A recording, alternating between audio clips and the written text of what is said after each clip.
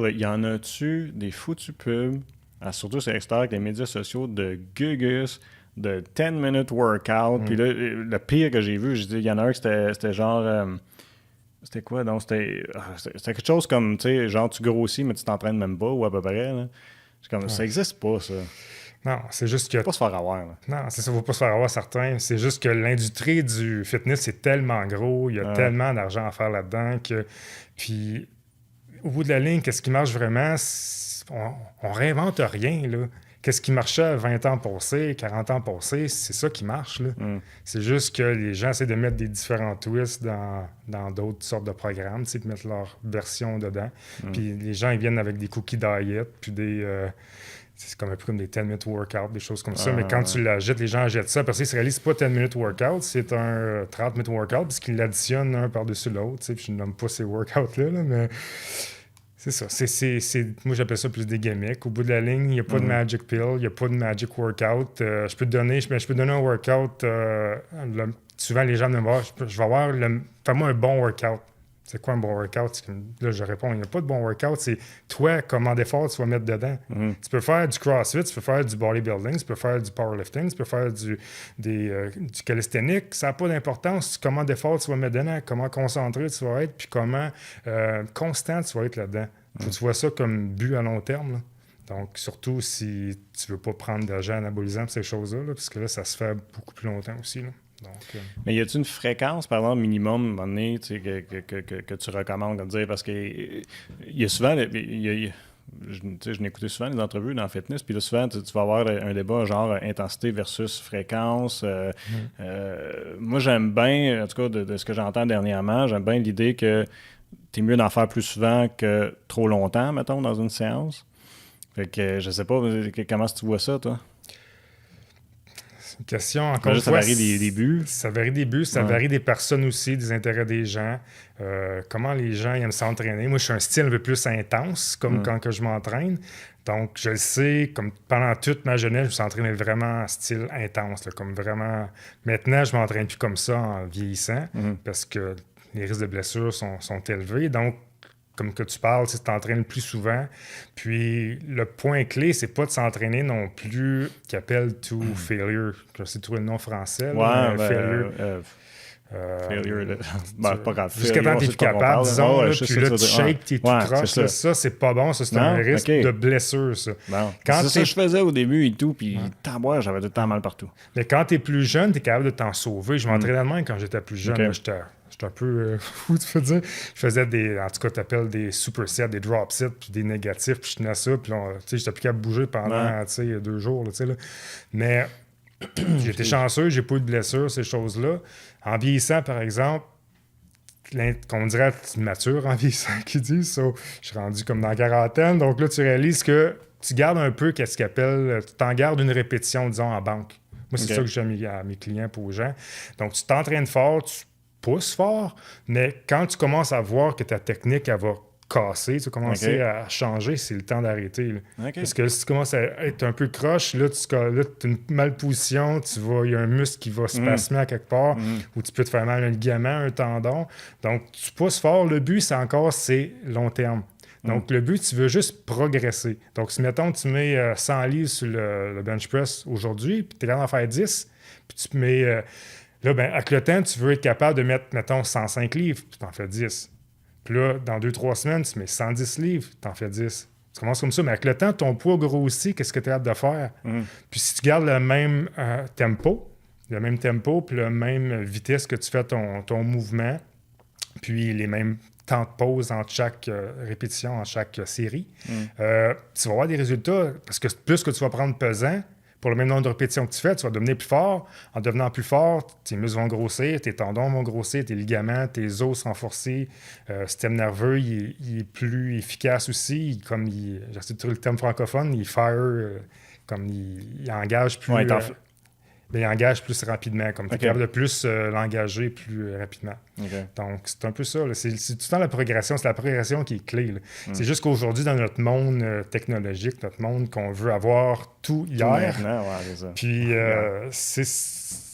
honnêtement, c'est pas une bonne recette. C'est une recette pour te blesser. Tu peux le faire pour certains. Les gens le font, mais avec le temps, tu cours après un peu le trouble, un peu. C'est inévitable qu'il va y avoir des blessures qui vont arriver avec le temps parce que les muscles, eux autres, ils peuvent grossir super rapidement, pas mal plus rapidement que tes tendons, tes ligaments. Ouais, c'est ça. Puis là, ben, avec le temps... Plus tu vieillis, pire c'est ça. C'est ça. Si tu pousses trop tout le temps, là, les muscles vont grossir. Le tendon, le ligament, lui, ça va être plus fatigué. Puis lui, ça prend plus de temps à guérir.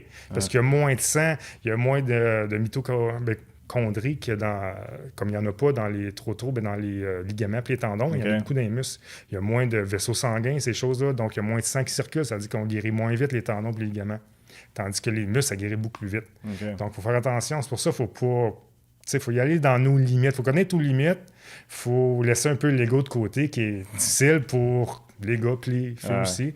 Puis, mais il faut laisser ça de côté. C'est pour ça que c'est le fun de s'entraîner tout seul aussi, parce que honnêtement, tu n'as rien à prouver à personne trop. Là, c'est vrai, pareil.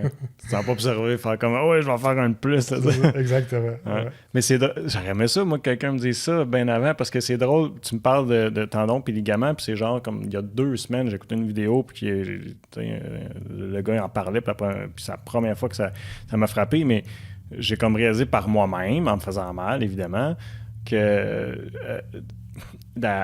j'avais beau être capable de, mettons, je sentais que j'étais capable de faire un autre lift, mais c'était pas, mettons, mon biceps qui lâchait. C'était mon articulation. Là. C'était comme, OK, ça suit plus. Là.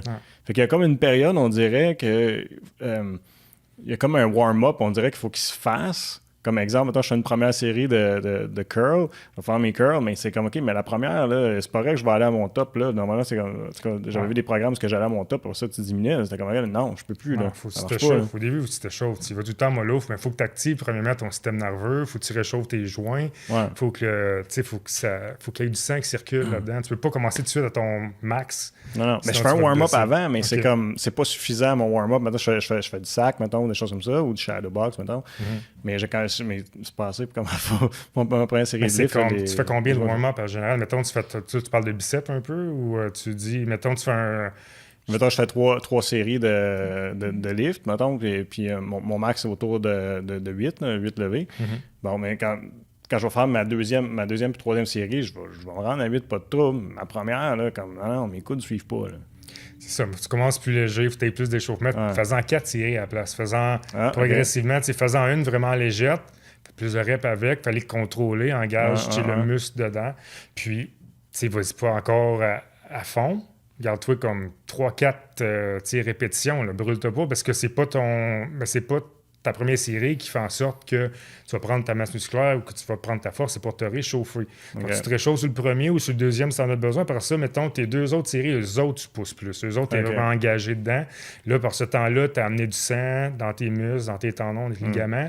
Puis ton système nerveux aussi, il est plus réveillé. Pour les biceps, c'est un peu moins important parce que mais c'est pas comme des squats ou des deadlifts que là, tu prends des charges vraiment pesantes. Il faut que ton système nerveux soit engagé, mais faut que il n'y a pas de minimum d'échauffement que tu as besoin de prendre. Là. Si tu as besoin de 3-4 séries pour te réchauffer, prends-les. Donc, après ça, fais tes 2 autres séries plus intenses. Vas-y, graduel. Ou fais tes premières un peu plus hautes en répétition. Puis assure-toi qu'il y ait du sang dedans. Puis pas non plus aller avec le mouvement juste comme ça. Il faut vraiment engager le muscle, le mind-to-body connection. Le cerveau à ton corps, c'est important. Il faut que tu l'engages.